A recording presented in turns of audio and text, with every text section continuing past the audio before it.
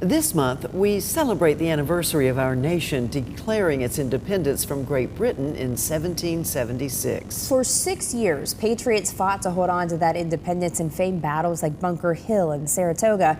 But as Kim Vickers finds out in this month's Hometown History, Augusta made significant contributions to the American Revolution as well. She joins us live this morning from St. Paul's Church, which is just one of two sites of battles that happened in Augusta during the Revolution. Yeah, guys, well, this land where St. Paul's Church now sits was once the site of a fort that was part of a tug-of-war between British loyalists and American patriots. Up until 1778, much of the American Revolution was fought up in the north, which may have been what cost the British the war.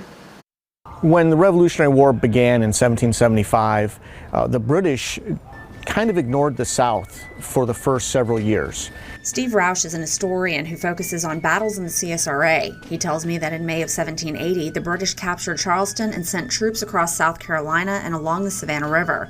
Among them, Lieutenant Thomas Brown, a loyalist driven out of Augusta by patriots years before. The guy is just physically abused, and then after they do that, they bring him here to Augusta, they tar and feather him, and then put him in a cart and drive him up and down Broad Street. Brown and his men occupied Fort Augusta in June 1780, renaming it Fort Cornwallis. A backcountry patriot named Elijah Clark began to build a militia to attack Brown and his troops. On September 14, 1780, Clark launched a surprise attack, focusing on the Mackey trading post. He took control, but not for long, as Brown and his men drove them out again.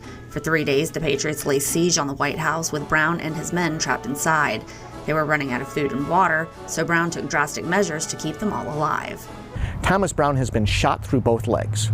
He's been eating pumpkins for 4 days, drinking urine because that's the only water they had. Brown and his men were rescued by loyalist John Harris Kruger. Clark and his men retreated and became refugees. The following spring, Patriot forces regrouped to take back Georgia and South Carolina. In Augusta, they started by capturing Fort Grierson, property owned by James Grierson. Historian Dr. Leanne Caldwell says he was killed immediately upon surrender. Which infuriated the leaders of the Continental Patriot cause, people like Nathaniel Greene, who said, you know, our own patriots are worse than the Goths and Vandals for doing this kind of thing.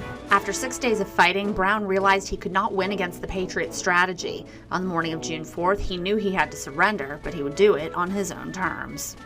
Thomas Brown asked for them to give him an extra day to surrender because he didn't want to surrender on the king's birthday, and they granted him that.